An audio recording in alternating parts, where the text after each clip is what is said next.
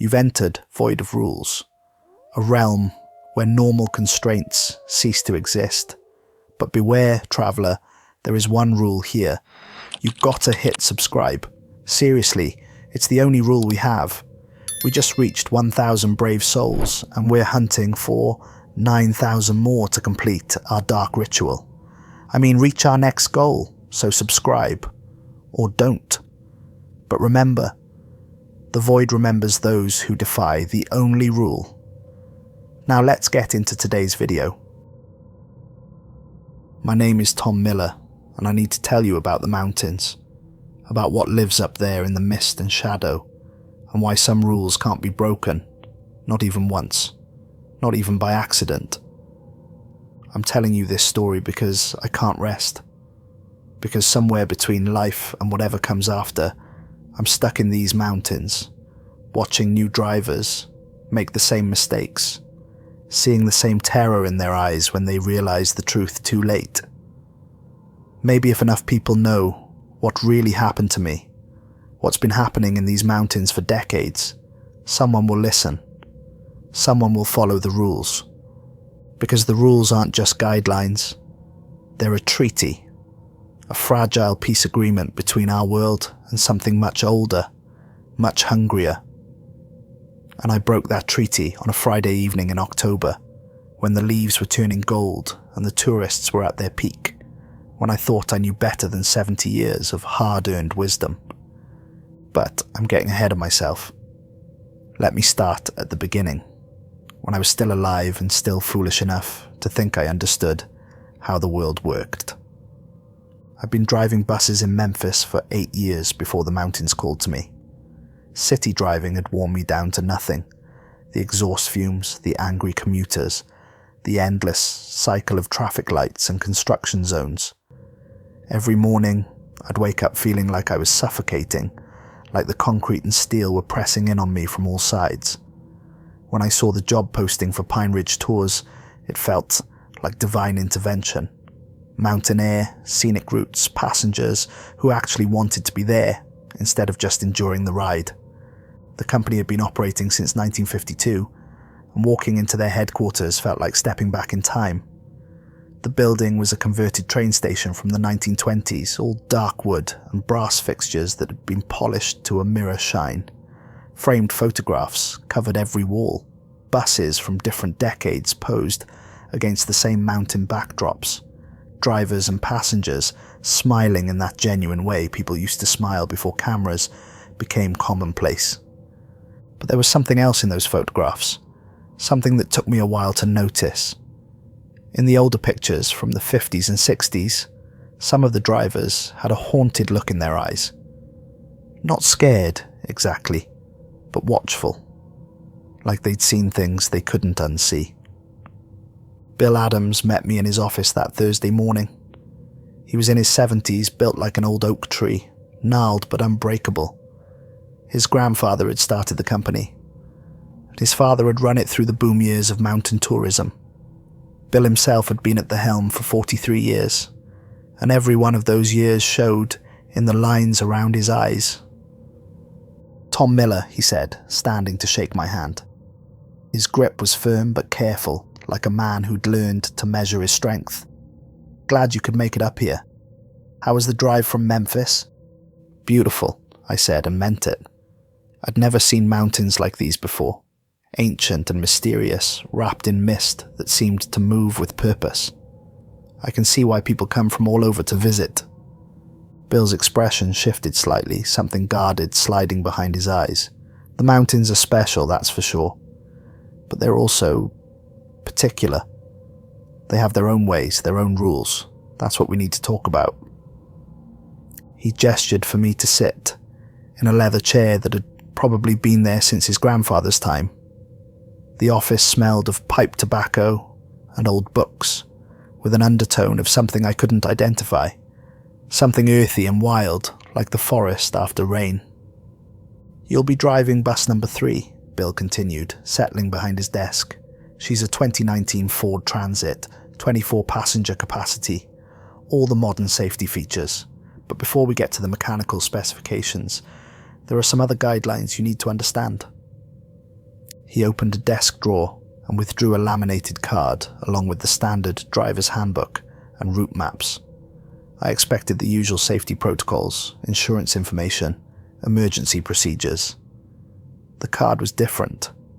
At the top, in bold red letters, it read the special guidelines and listed 12 very specific rules. As Bill passed it to me, I noticed his hands were shaking slightly. "I know how this is going to sound," he said, his voice dropping to barely above a whisper. "But Tom, these rules aren't company policies or insurance requirements. They're survival instructions. Every driver who's worked for us has followed these rules religiously, and that's why we've maintained a perfect safety record for 70 years. I looked down at the card and read through the rules. Never drive Route 7, the Cataract Falls Loop, after 6 p.m, regardless of passenger requests or circumstances. If passengers report seeing people in white clothing along the roadside, do not stop, do not acknowledge them, and do not allow passengers to photograph them. Keep all windows completely sealed when passing through Devil's Backbone Tunnel. No exceptions. Never allow passengers to photograph the Old Stone Bridge at mile marker 23. Redirect them to other scenic opportunities. If the radio starts playing music from the 1940s without anyone changing the station, immediately turn to AM 1020 and leave it there for the remainder of the tour. Count your passengers before entering and after exiting Widow's Peak Overlook. The numbers must match exactly. If they don't, do not leave until they do. Never stop if you see a vintage pickup truck broken down on the mountain roads, regardless of how desperate the situation appears. If passengers become unusually quiet for more than 10 minutes while traveling through forested areas, start talking loudly about the weather or local wildlife until normal conversation resumes. Always carry exactly 47 packets of crackers in the emergency supply box. Check this number at the beginning and end of each shift. If you see fog rolling uphill instead of downhill, turn around immediately and take an alternate route. Never let passengers wander alone at any stop. Maintain visual contact with every individual at all times. If someone asks about the old mining town or any abandoned settlements, change the subject immediately and do not provide any historical information about past communities. I looked up at Bill, waiting for him to crack a smile or explain that this was some kind of elaborate initiation prank for new drivers. Instead, his expression remained deadly serious. "I know exactly what you're thinking," he said. "You're wondering if the old mountain man has finally lost his mind. But Tom, I've seen what happens when these rules get broken. I've buried drivers who thought they knew better. Good men who were smart and careful and experienced, who made one small mistake and paid for it with their lives." He stood and walked to a window that looked out over the parking lot toward the mountains. In the distance, I could see the peaks disappearing into low-hanging clouds that seemed to pulse with their own inner light. "My grandfather didn't write these rules as superstition," Bill continued. "He wrote them in blood, his own and others. The mountains, they're not empty, Tom. They're not just pretty scenery for tourists to photograph. There are things up there that were old when the Cherokee first walked these paths, things that don't appreciate visitors, who don't show proper respect." He turned back to me, and in the afternoon light filtering through the window, his face looked older than his 70-odd years. The drivers who didn't follow the rules, they didn't just quit or transfer to other companies. They died, every single one. And not from mechanical failures or weather conditions or medical emergencies. They died because they broke the treaty. "Treaty?" I asked. "That's what these rules are, Tom. A peace agreement. Follow them and you'll have a long, safe career showing people the beauty of these mountains. Break them." He shrugged. "Well, you won't be around to regret it." That night, I sat in my motel room reading through the rules over and over, trying to make sense of them. Some seemed practical enough, not driving dangerous routes in poor visibility, maintaining passenger safety protocols. Others felt arbitrary, almost mystical. 47 crackers, music from the 1940s, people in white clothing. But there was something in Bill's voice, something in those old photographs, that made it impossible to dismiss them entirely. I'd driven in cities where you learned to trust your instincts, where ignoring that little voice in your head could get you killed. Maybe the mountains had their own version of street smarts. The next morning, I met bus number 3 for the first time. She was beautiful, gleaming white with mountain scenes painted along the sides, comfortable fabric seats arranged to give every passenger a good view, and a sound system that could reach the back row without being overwhelming. I did my pre-trip inspection methodically, checking every safety system twice. The emergency supply box was located behind the driver's seat. Inside, I found first aid supplies, emergency flares, blankets, water bottles, and exactly 47 packets of saltine crackers. I counted them 3 times to be sure. My first group was small and manageable, 12 passengers total. The elderly couple from Ohio were celebrating their 50th wedding anniversary with a dream trip to the Smokies. The family from Georgia had 2 teenage kids who were more interested in their phones than the scenery, at least initially. The 2 college students from Tennessee were photography enthusiasts with expensive cameras and detailed plans for the shots they wanted to capture. "Welcome to Pineriidge Tours," I announced as we pulled out of the parking lot. "I'm Tom, and I'll be your driver and guide today. We're going to see some of the most beautiful scenery in North America, so make sure those cameras are ready." The morning route took us along well-travelled roads with multiple scenic overlooks. My passengers were the usual mix of excited and sleepy, asking questions about the local wildlife and snapping photos of everything from wildflowers to distant peaks.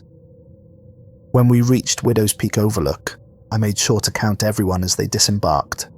12 passengers, just as it should be.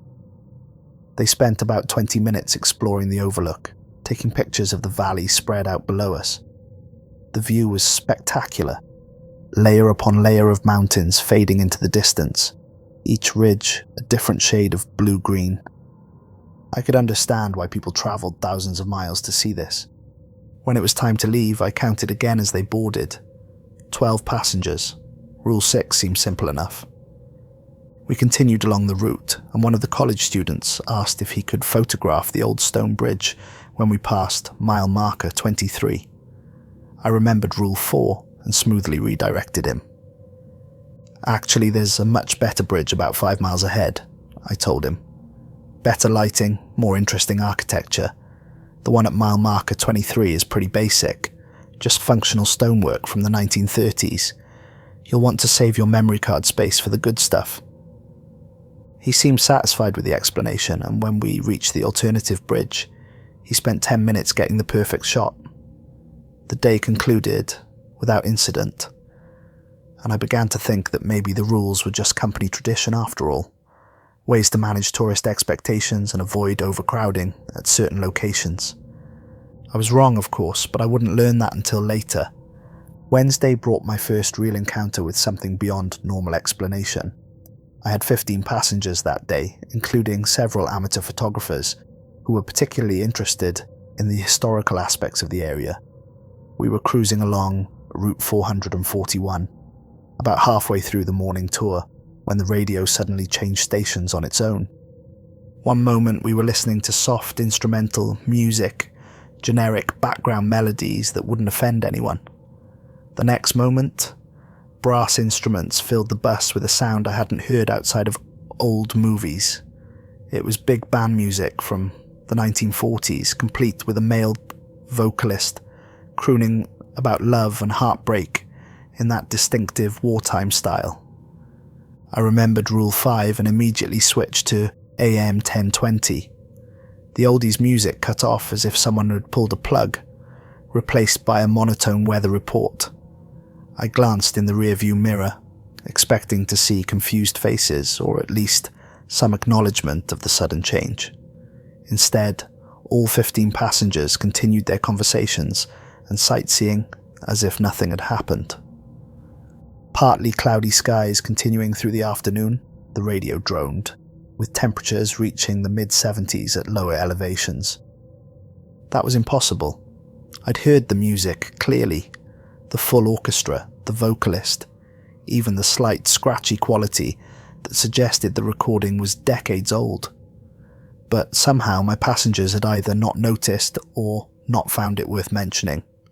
Later that afternoon, one of the photographers kept circling back to questions about what he called the historic mining settlement. He'd apparently done extensive research online and found references to an old company town that had existed somewhere in the area during the early 1900s. I've seen mentions of it in several historical documents, he said, leaning forward from his seat. Something called Millbrook or Millfield. There should be ruins, maybe old foundations, or mining equipment. Do you know where I might find it? Rule 12 was clear, so I deflected his questions by launching into a detailed explanation of the geological formations we were passing. I talked about limestone caves and underground rivers, about how the mountains had been formed over millions of years by tectonic forces. Eventually he got distracted by a red-tailed hawk circling overhead and forgot about his historical questions. But that night, I found myself wondering about the mining town. Why was it so important that drivers not discuss it? What had happened there that made it forbidden territory for tourists? Friday of my first week brought an encounter that shattered any remaining belief that the rules were just company eccentricities. We were travelling along a section of road near Chimney Tops, one of the most popular destinations in the park, when several passengers suddenly became excited. "Oh my goodness, look at those people!" exclaimed the woman from Ohio, pressing her face to the window. "They're dressed like they're from 100 years ago." I looked where she was pointing and felt my blood turn to ice water. 3 figures stood by the roadside, perfectly motionless, wearing long white dresses that seemed to glow in the dappled sunlight filtering through the trees. The clothing was pristine, almost luminous, like fabric that had never known dirt or wear. The women, if they were women, had pale faces that seemed to reflect light rather than absorb it. "Must be historical reenactors," I called back to the passengers, following Rule 2 exactly. The Park Service sometimes has living history demonstrations. They're probably setting up for a weekend event. I kept driving without slowing down, without acknowledging the figures in any way, but I couldn't stop myself from checking the rearview mirror. The 3 figures remained perfectly still, watching our bus recede into the distance. Then, between one glance and the next, they simply weren't there anymore. The spot where they'd been standing was empty. No sign they'd ever existed. No footprints in the soft earth, no disturbed vegetation, nothing. "I got a picture," announced one of the teenage kids from Georgia, holding up his phone triumphantly. My heart nearly stopped. If he'd photographed them, if there was evidence. "Let me see," his sister said, grabbing for the phone. "There's nothing here," she said after a moment. "Just trees and shadows. You probably had your finger over the lens again." "No way, I saw them perfectly. They were right there." But when he looked at his phone screen, his excited expression faded to confusion. Whatever he'd tried to photograph, the camera had captured only an empty roadside. That evening, I checked the emergency supply box again. Exactly 47 packets of crackers, just as there should be. The second week brought incidents that made me realise the rules weren't just preventing uncomfortable situations. They were keeping me alive. Monday morning started normally enough. We were heading toward Cades Cove, one of the most popular destinations in the park, when I noticed something that made every nerve in my body scream danger. Fog was rising from the valley floor, which wasn't unusual, but this fog was moving wrong. Instead of settling into low areas and following the natural drainage patterns, it was flowing uphill. Thick, white mist was rolling up the mountainside like water defying gravity, reaching toward us with what looked like deliberate intent. Rule 10 was absolutely clear. If you see fog rolling uphill instead of downhill, turn around immediately. I hit the brakes and executed a careful 3-point turn on the narrow mountain road. despite the immediate protests from my passengers. "What's wrong?" asked a woman from Florida. "We've been looking forward to Cades Cove all week." "Weather conditions ahead look potentially dangerous," I announced, trying to keep my voice steady. "We're going to take the alternate route to Sugarland's Overlook instead. The views are just as spectacular, and it'll be much safer." In the rearview mirror, I watched the fog continue its impossible upward journey until it disappeared around a bend in the road. My hands were shaking as I gripped the steering wheel. When I returned to the depot that afternoon and reported the incident to Bill, he didn't seem surprised. "Good instincts, Tom," he said, nodding approvingly. "You're learning to trust what you see up there instead of what you think you should see." He opened his desk drawer and pulled out a small silver pendant on a thin chain.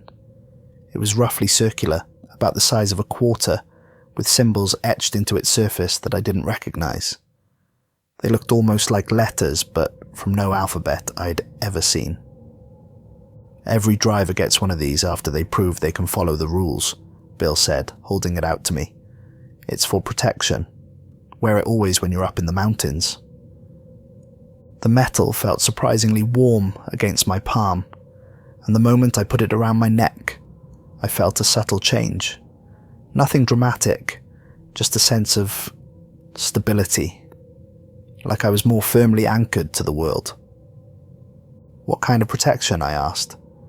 Bill's expression grew distant, the kind you hope you'll never need to test. Wednesday brought an encounter that fundamentally changed my understanding of what I was dealing with. We were travelling Route 441 during the afternoon tour when I spotted a vintage pickup truck, broken down on the shoulder ahead. It was a beautiful 1950s Ford F100, painted in pristine blue and white with chrome that gleamed like mirrors. An elderly man in clean overalls stood beside the open hood, waving slowly at approaching traffic. My passengers immediately noticed the stranded motorist. "We have to stop and help him," insisted the family man from Georgia, a decent guy who probably stopped to help strangers back home without thinking twice about it. "He looks like he's been waiting a while." "My husband's good with engines," added his wife. "Maybe we can get him running again." Rule 7 was absolutely clear. Never stop if you see a vintage pickup truck broken down on the mountain roads. But looking at that old man, seeing the genuine concern on my passengers' faces, it felt like the cruelest rule of all. "Don't worry," I called back, forcing myself to maintain steady speed. "Park rangers patrol this stretch regularly. They have radio contact with local tow services. He'll get help soon."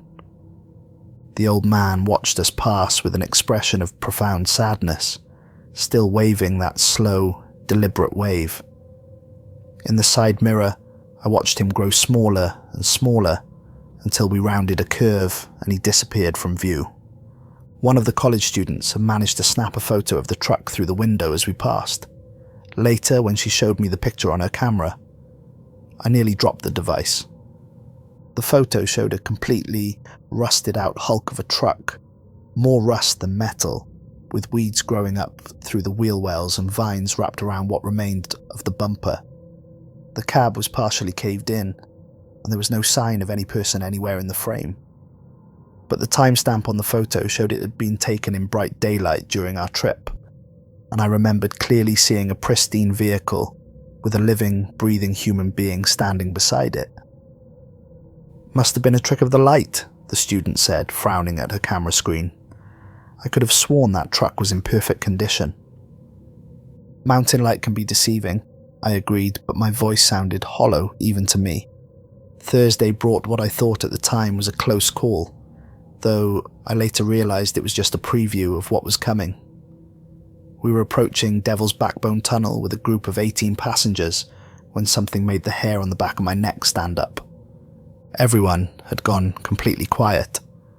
Not the comfortable quiet of people absorbed in beautiful scenery, but an unnatural silence that seemed to suck the life out of the air inside the bus. Nobody was talking, nobody was taking pictures, nobody was even shifting in their seats. They all sat perfectly still, staring straight ahead with expressions that looked almost vacant. Rule 8 kicked in, and I immediately started talking loudly about the local wildlife. "Now folks, this area is home to over 200 species of birds," I announced, with forced enthusiasm, my voice echoing strangely in the unnatural quiet. "Black bears are common too, though they're usually shy around humans. The wildflowers in spring are absolutely spectacular. We're talking about displays that rival anything you'll see in botanical gardens."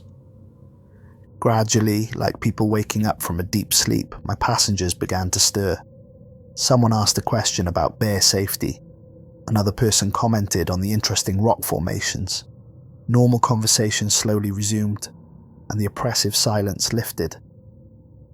As we approached the tunnel entrance, I made sure all windows were sealed tight, just as Rule 3 required.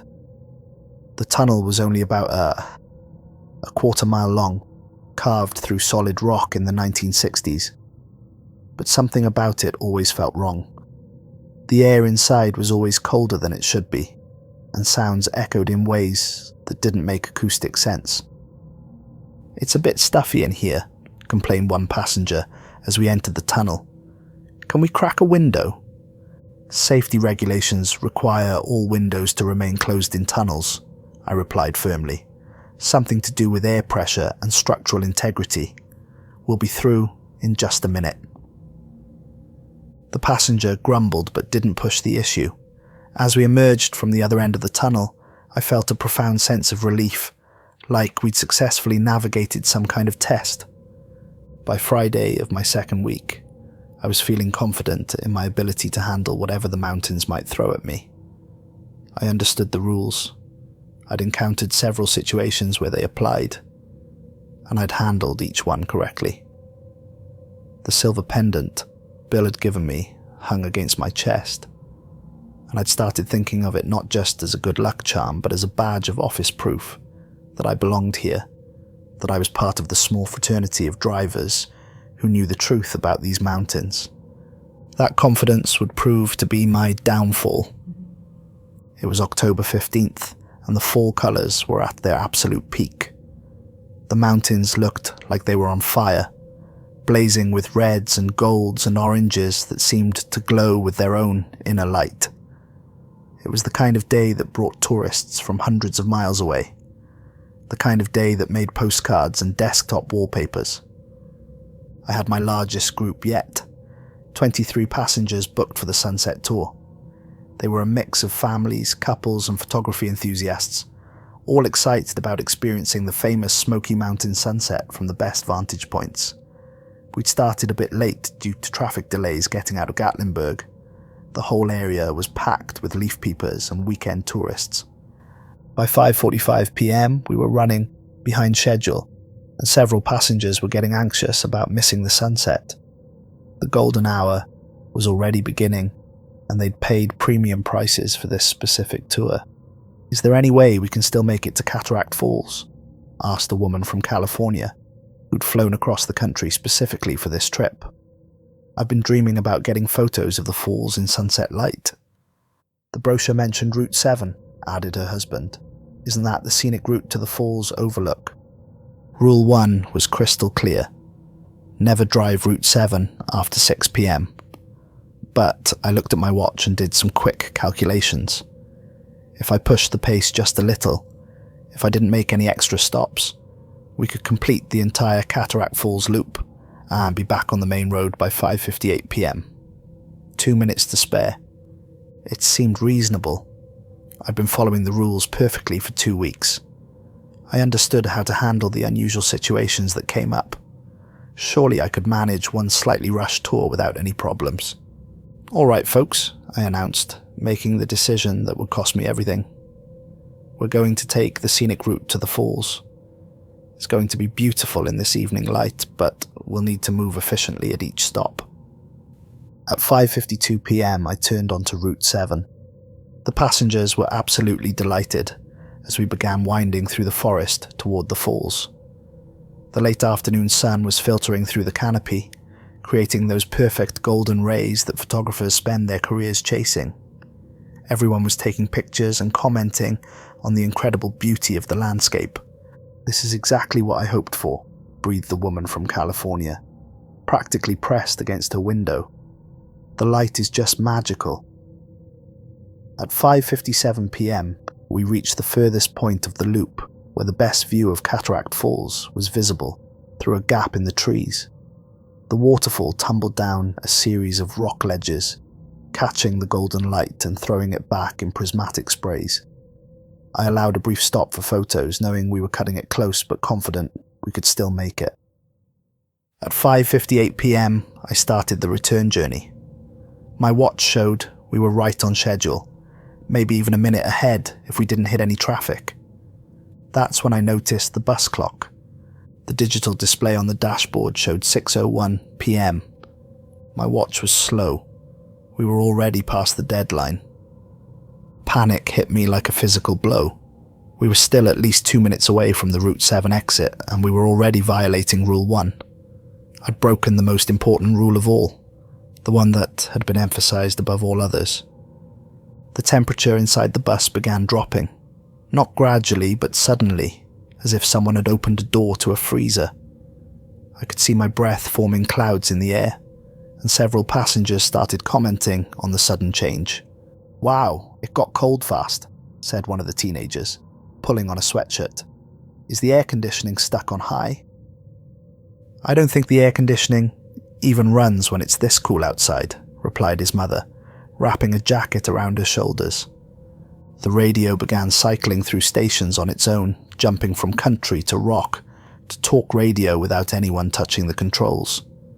Static filled the speakers between stations, growing louder and more aggressive with each change. I pressed the accelerator harder, desperate to get us off Route 7 and back to safety. The bus responded, but something felt fundamentally wrong. The engine wasn't running as smoothly as it should, despite having been serviced just days before.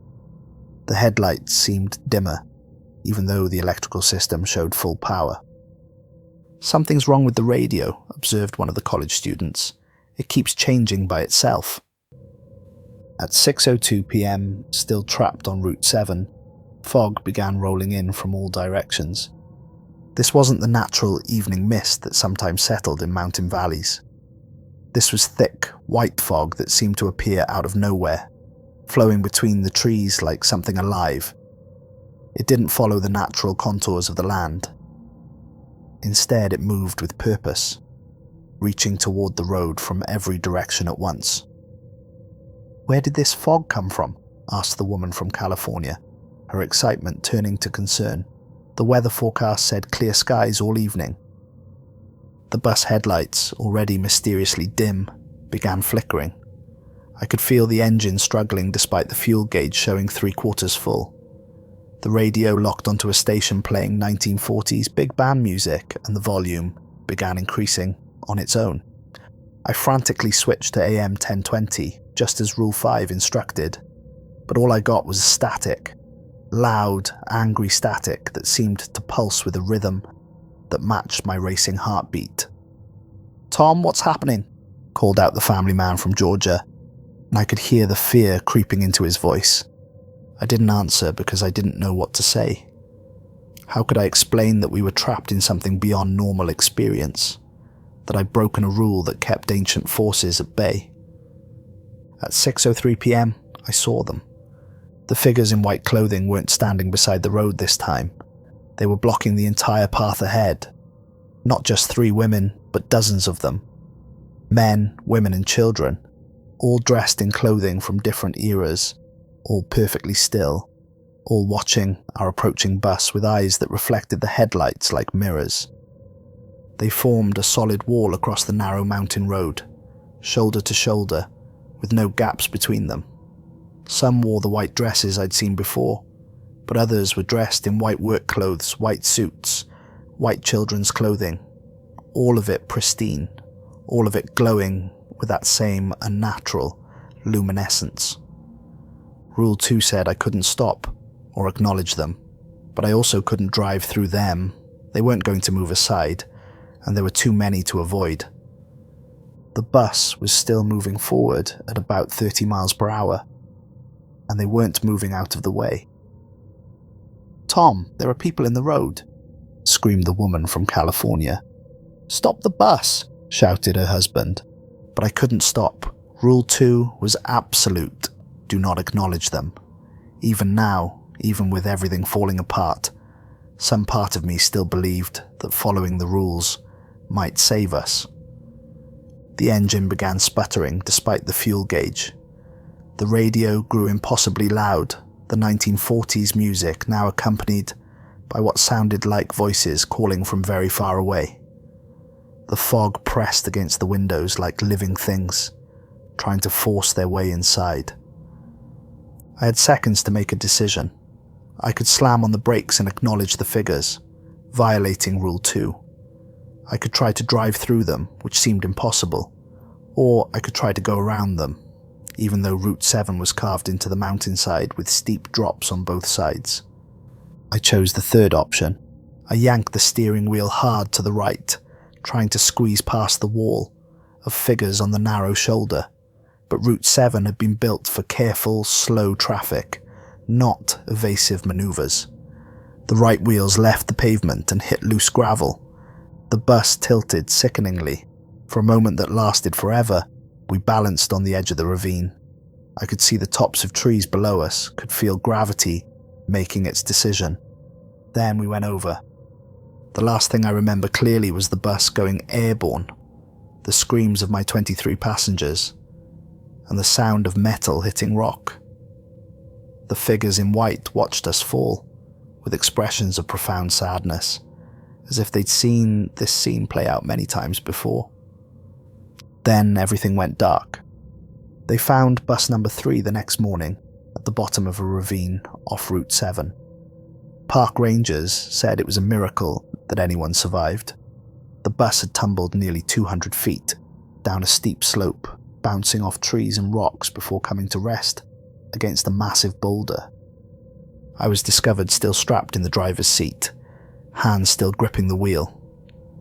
The medical examiner found no signs of trauma, no evidence of heart attack or stroke or any other medical emergency that might explain my death.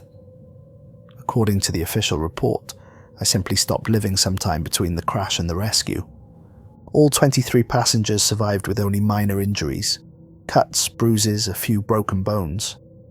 They told consistent stories about me suddenly swerving, as if I was trying to avoid something in the road.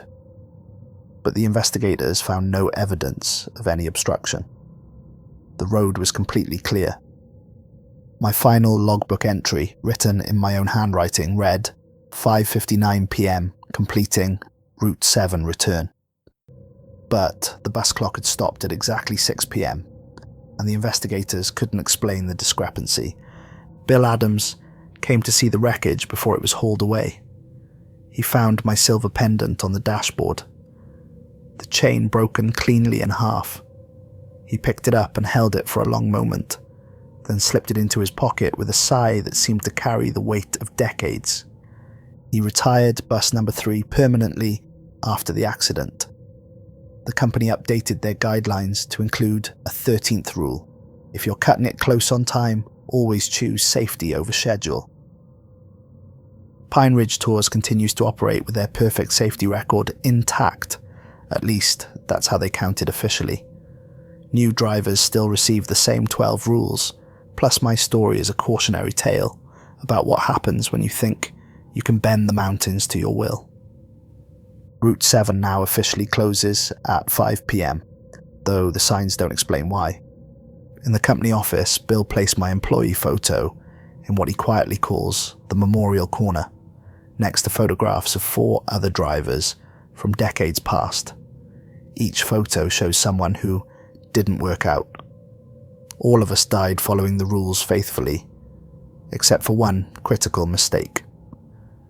But here's what the official reports don't mention, what Bill has never told anyone. I'm still here, not alive exactly, but not gone either. Somewhere between life and whatever comes after, I'm trapped in these mountains, bound to the same forces that created the rules in the first place. I watch new drivers learn the routes, see them encounter the same impossible things I encountered. Sometimes I try to warn them, but the living rarely hear the dead, especially when they are not ready to believe. I've learned things since my death that I wish I'd known when I was alive. The rules aren't arbitrary superstitions. They're a carefully negotiated peace treaty between the world of the living and something much older. The mountains were inhabited long before the Cherokee walked these paths, long before European settlers carved roads through the wilderness. The people in white clothing aren't ghosts in any traditional sense. They're the remnants of every community that tried to establish permanent settlements in these mountains and failed. Mining towns, logging camps, religious communes, tourist developments, all swallowed up by something that doesn't want to be civilized. The vintage pickup truck is always the same truck, driven by the same man. He's been trying to get home for 70 years, but home doesn't exist anymore. The mining town that passengers sometimes ask about was his home, and it disappeared one night in 1953 when the company decided to dig too deep into the mountain.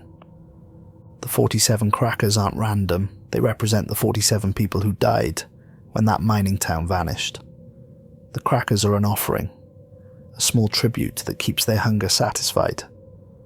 The fog that rolls uphill is searching for something, following scent trails that lead back to the living world. When it finds what it's looking for, it brings that person back to join the community that exists in the spaces between life and death. Rule 1 exists because Route 7 belongs to them after dark. It's when they come out to walk the roads they once travelled in life, when they gather to remember what they've lost. The living aren't welcome during those hours, and those who intrude become permanent residents. I know all this now because I'm one of them. I walk Route 7 every evening after 6 o'clock, wearing the same Pineriidge Tours uniform I died in, watching for buses that shouldn't be there. When I see headlights approaching, I try to warn the driver, but they can't hear me. They see just another figure in white clothing by the roadside, and Rule 2 tells them to keep driving. It's a cruel irony that the rule meant to protect them also prevents me from saving them. I've watched 3 more drivers die since my accident. Each one thought they could bend the rules just a little bit. Just this once. Each one learned too late that the mountains don't negotiate. There was Kevin Walsh, who decided to let passengers photograph the stone bridge at mile marker 23 because they were celebrating a wedding anniversary. The bridge is a threshold, a doorway between worlds, and cameras can capture things that human eyes aren't meant to see. The photographs showed things moving underneath the bridge, things with too many teeth and not enough skin. Kevin died of a heart attack while looking at those pictures, his face frozen in an expression of absolute terror. There was Lisa Chen, who stopped to help when she saw the vintage pickup truck. She was a good person, the kind who couldn't drive past someone in need, but the man in overalls wasn't someone who needed help. He was someone who needed company. Lisa's body was found 3 days later, perfectly preserved, but completely empty, as if something had simply stepped out of her and walked away. There was Robert Hayes, who thought he was smarter than the rules. He brought a GPS unit and tried to track the fog patterns, convinced he could predict when and where the unusual phenomena would occur. He started keeping detailed logs, taking measurements, treating the supernatural like a scientific problem to be solved. The last entry in his logbook read, "The fog is looking back at me." They found his bus parked on the side of Route 441. Engine running, doors open, no sign of Robert anywhere. His GPS unit was displaying coordinates that don't exist on any map. Each time, Bill Adams quietly added another photo to the memorial corner and updated the training materials for new drivers. Each time he aged a little more, carrying the weight of knowledge that he couldn't share with anyone who wasn't ready to believe. I've tried to communicate with Bill to let him know that I understand now, that I don't blame him for not explaining the full truth, but the living world feels increasingly distant, like trying to remember a dream that's fading with each passing day. Sometimes I catch glimpses of him visiting the memorial corner. standing quietly before our photos with an expression of profound sadness. He knows we're still here, somewhere. He can feel us watching, waiting, hoping that someday we'll find a way to rest. But rest doesn't come easily in these mountains. The forces that created the rules are ancient and patient, and they don't release their claims lightly. We who broke the treaty are bound to serve as warnings, eternal reminders of what happens when you try to impose human logic on something that existed long before humans walked the earth. The worst part is the knowledge that it could have been avoided so easily. If I'd just followed Rule 1, if I'd simply told those passengers that we couldn't make it to Route 7 before the deadline, they would have been disappointed, but alive. Instead, my pride and overconfidence cost 23 people their tour, cost me my life, and added another tragedy to the mountain's long history. But maybe, just maybe, this story can serve a purpose. If you ever find yourself in the Smoky Mountains, if you ever take a tour with Pineriidge Tours, or any other company that's been operating in these peaks for decades, pay attention to the rules they give you. Don't dismiss them as superstition or company policy. Don't think you know better than generations of hard-earned wisdom. The rules exist because they work. They're written in blood and maintained by the dead. They're the only thing standing between the living world and forces that don't distinguish between tourist and resident, between innocent and guilty. Follow the rules, even when they don't make sense.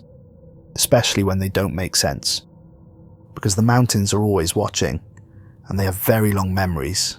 I need to go now. The sun is setting, and it's almost 6 o'clock.